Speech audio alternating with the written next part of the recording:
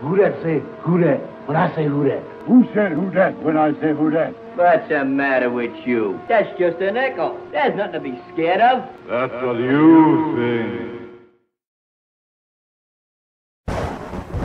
By the power of Grayskull and Chicago-style pizza, Klaatu, Barata, Nikto, Bibbidi-bobbidi-boo.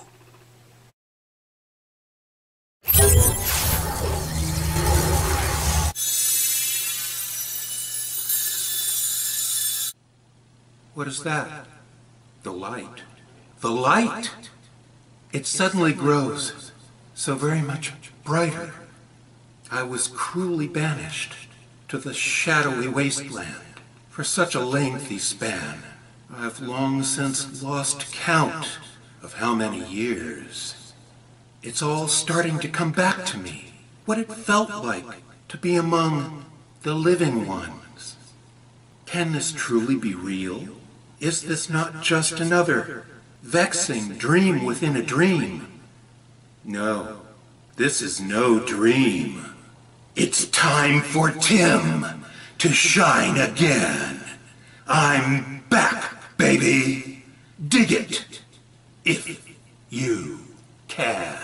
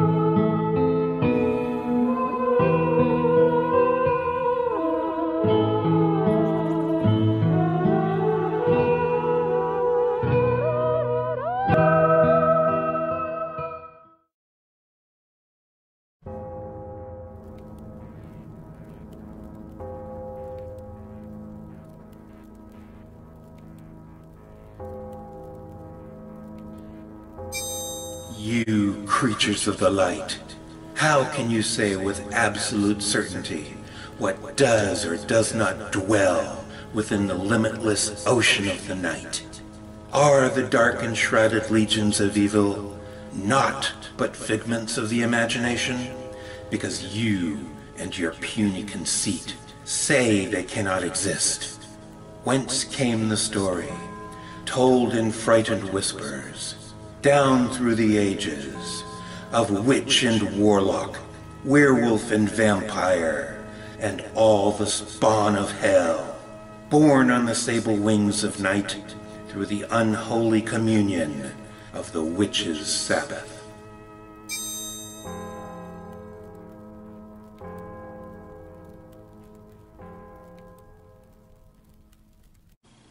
Good evening, and welcome, one and all, to our macabre little corner of the Boneyard.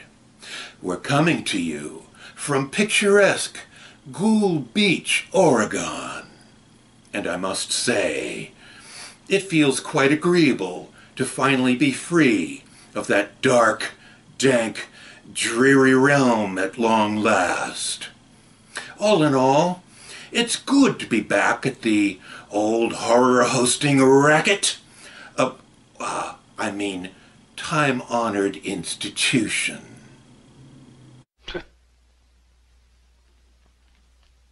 Imbecile, bombastic ignoramus.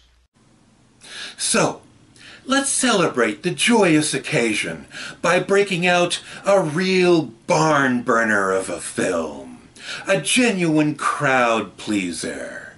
Therefore, by the power vested in me through the Wizards Union and the Zachary Fan Club, tonight's cinematic descent into horror will be nothing less than Rob Zombie's House of 1,000 Corpses, starring...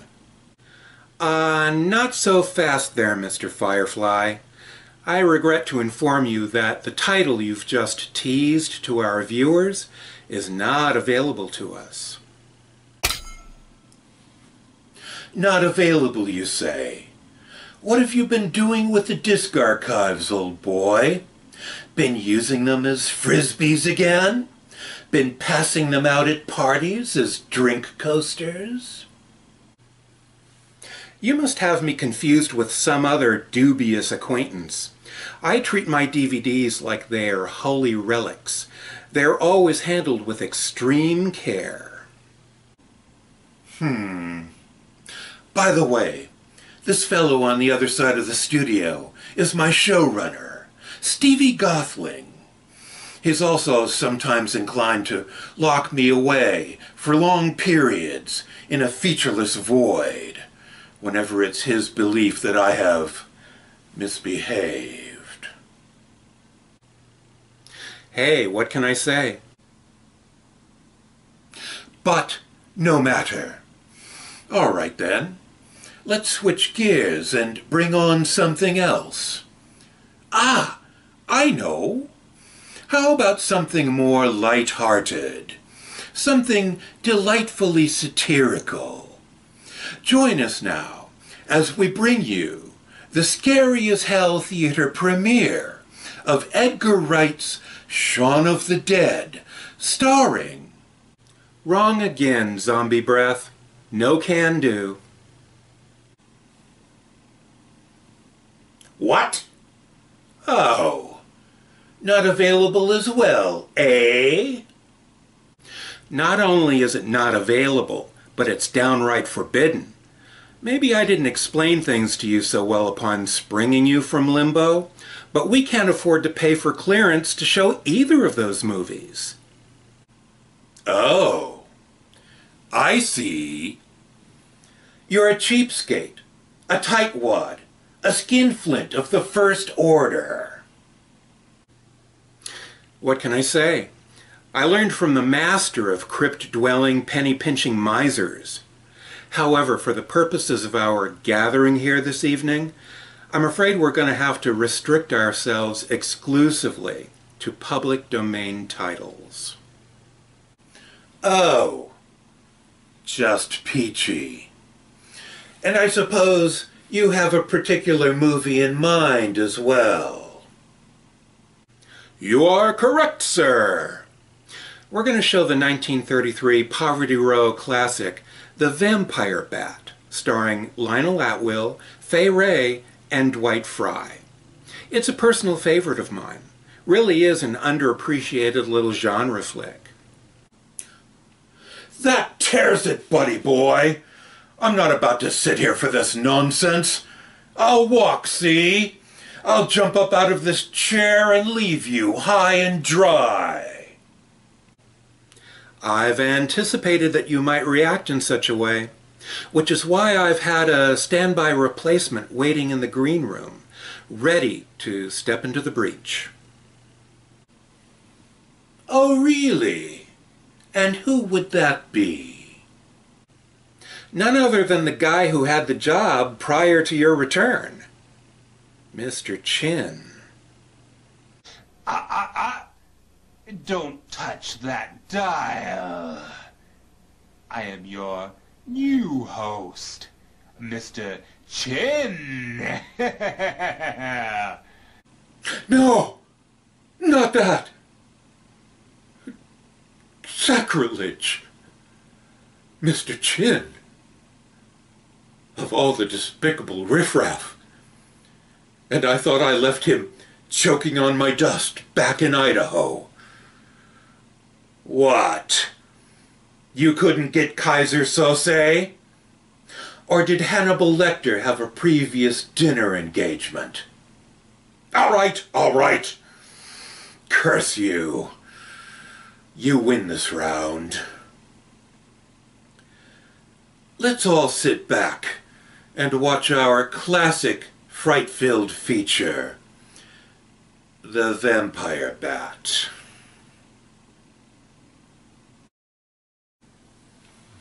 Yes. Good night, Martha. Note to self. Be sure to have security bars installed on the upstairs windows. There's no telling who might possibly have it in for me, or who might come lurking in the dead of night.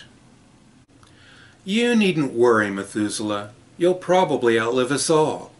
Besides, paranoia is so dreadfully unbecoming in such a regal, self-respecting enchanter as yourself. Ah, well, probably so.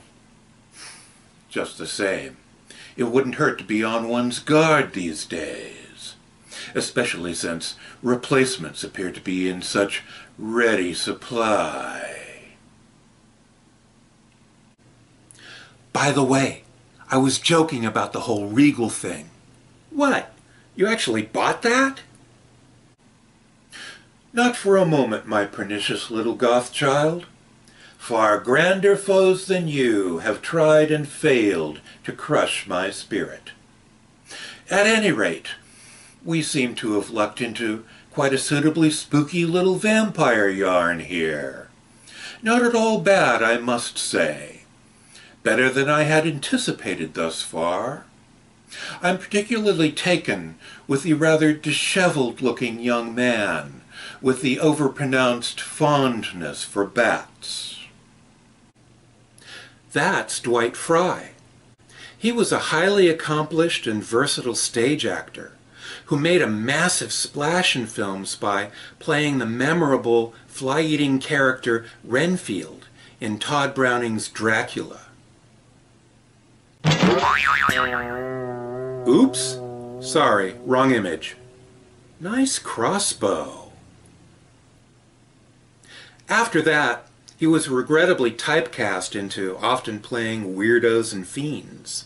Or else, whenever he scored more of a straight role, he would frequently fade into the background and scarcely be noticed. Of course, he wasn't pleased with any of this, but it was the 1930s.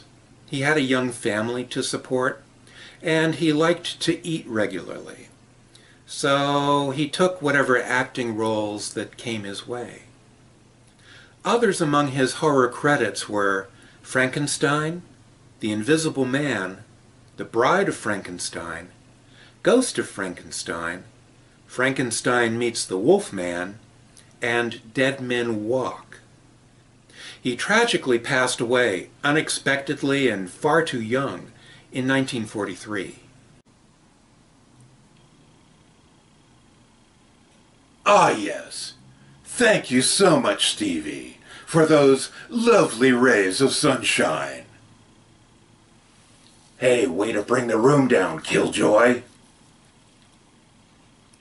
Well, just to make it up to everybody out there, after the show, Uncle Tim is going to take everybody out to Stinky Joe's barbecue truck. How would that be, huh? Is that in the budget? What budget? And Stevie will be paying. It's all on him.